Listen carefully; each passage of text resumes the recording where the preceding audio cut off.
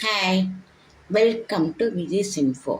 இன்றைக்கி நம்ம வெறும் ரவையை வச்சு உப்புமாலாம் கிளறாமல் ஒரு பொங்கல் வைப்போம். ரவா பொங்கல் சூப்பராக இருக்கும். நல்லா குழந்தைங்க பெரியவங்க எல்லாம் விரும்பி சாப்பிடுவாங்க. உப்புமா விருப்பப்படாதவங்க இந்த பொங்கலை நல்லா டேஸ்ட்டாக சாப்பிட்றதுக்கு நல்ல தேவையான பொருட்கள்லாம் பார்த்துக்குவோம்.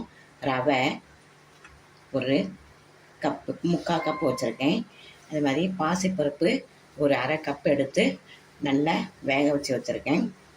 கருவேப்பிலை, முந்திரி, இஞ்சி ஒரு துண்டு பொடி பொடியாக கட் பண்ணி வச்சுருக்கேன்.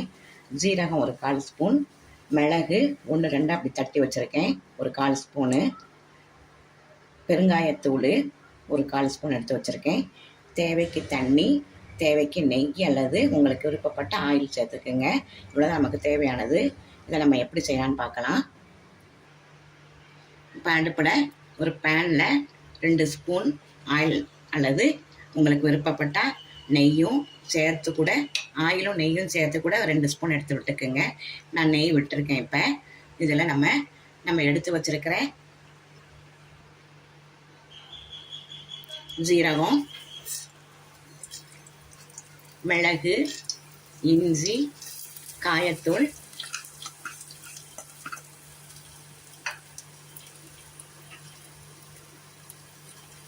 கருவேப்பிலை,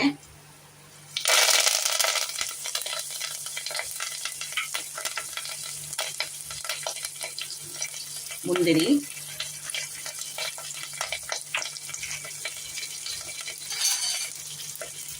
எல்லாத்தையும் வறுத்துக்கலாம்.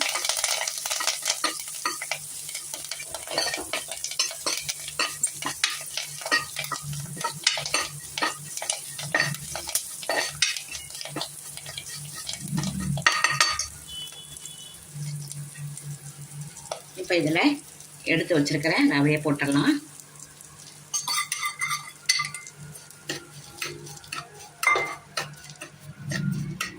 ஒரு நிமிஷம் இப்படி நல்லா வதக்கிக்கலாம். வறுத்த ரவை தான், அதனால் சும்மா இந்த நெய்யெலாம் கோட்டிங் ஆகிற மாதிரி வறுத்து வச்சுக்கலாம்.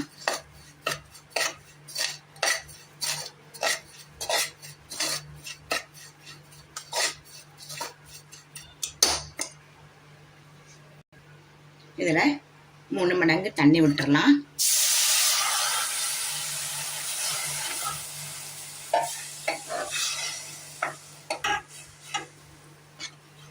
நல்ல சிம்பிளாகவும் இருக்கும்.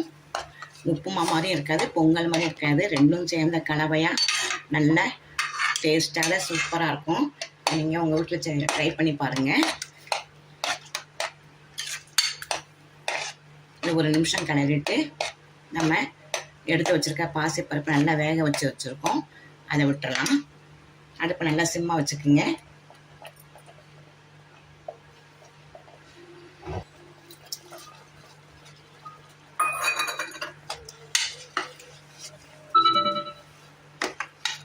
ரொம்ப குலைவாக வேக வைக்க வேண்டாம். ஒரு 3/4 சைஸ் வந்தால் போதும் பாசிப்பருப்பு.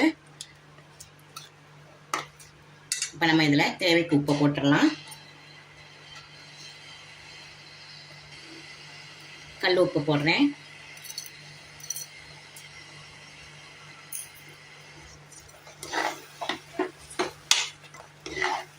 இது அப்படி நம்ம குக்கர் மூடி போட்டு மூடிடலாம். நல்லா எல்லாத்தையும் நல்லா கலந்து விட்டுருங்க. உப்பு பார்த்துக்குங்க.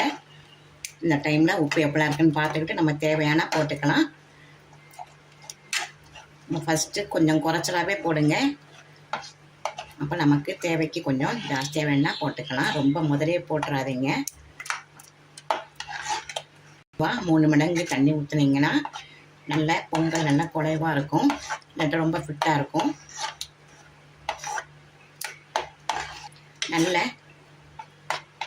வறுத்துட்டோம் ரவையை, ஆனாலும் சில நேரம் கட்டி வரும். நல்லா கட்டி இல்லாமல் நல்லா எல்லாத்தையும் நல்லா கலரிக்குங்க. நல்லா அவ்வளோதான். இப்போ நம்ம மூடி போட்டுடலாம்.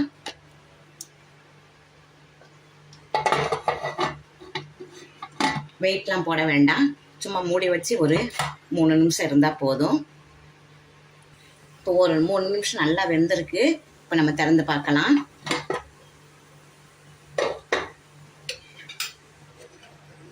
நல்லா குலைவாக சூப்பராக இருக்குது பாருங்கள். இந்த பதத்தில் இருந்தால் போதும். நம்ம ஸ்டவ் ஆஃப் பண்ணிடலாம். இதுக்கு மேலே ரொம்ப ஃபிட் ஆயிரும். இப்போ ஸ்டவ் ஆஃப் பண்ணிவிட்டு 2 ஸ்பூனு நெய் விட்டுறலாம். உங்களுக்கு நெய் பிடிக்கலன்னா ஆயில் கூட விட்டுக்குங்க, நல்லா தான் இருக்கும். ஆயிலும் நெய்யும் கலந்து விட்டால் இன்னும் நல்லா தான் இருக்கும். அவ்வளோதான், நல்ல ரவா பொங்கல் சூப்பராக ரெடி ஆயிடுச்சு. நல்ல ஹெல்த்தியான பாசிப்பருப்பு எல்லாம் சேர்ந்துருக்கு. நீங்கள் முந்திரி பருப்பை லாஸ்ட்டில் கூட தாளித்து போட்டுக்கலாம். நல்ல மொறு நல்லாயிருக்கும். நான் ஃபஸ்ட்டு வேகிறப்பவே வச்சுட்டேன், எல்லாத்தையுமே போட்டேன். நீங்கள் கடைசியில் கூட போட்டுக்குங்க, நல்லாயிருக்கும். அவ்வளோதான், சூப்பரான பொங்கல் ரெடி ஆயிடுச்சு. இது ஒரு பாத்திரத்தை நம்ம எடுத்து வச்சிடலாம். சூப்பரான ரவா பொங்கல் பாருங்கள், அசத்தெல்லாம் ரெடி ஆயிடுச்சு. நல்ல டேஸ்ட்டாக இருக்கும், நல்லா ஹெல்த்தியானதை கூட சிம்பிளாக செஞ்சிடலாம். பாசிப்பருப்பை கொஞ்சம் வேக வச்சுட்டு டக்குன்னு செஞ்சிடலாம். நீங்கள் டிஃப்ரெண்ட்டாக குழந்தைங்களுக்கு கொடுத்தா நல்லா சாப்பிடுவாங்க. இது கூட நான் சாம்பார் வச்சுருக்கேன், நல்லாயிருக்கும், சூட்டபுளாக இருக்கும். இட்லி சாம்பார். நீங்கள் தேங்காய் சட்னி வச்சு பரிமாறலாம். செம்ம டேஸ்ட்டான இந்த ரெசிபியை நீங்கள் செஞ்சு அசத்துக்குங்க. இந்த ரெசிபி உங்களுக்கு பிடிச்சிருந்ததுன்னா லைக் பண்ணுங்கள், ஷேர் பண்ணுங்கள், சப்ஸ்கிரைப் பண்ணுங்கள், பெல் ஐக்கானை தட்டி விடுங்க. மற்றும் ஒரு நல்ல ரெசிபியோட உங்களை சந்திக்கிறேன். பாய்.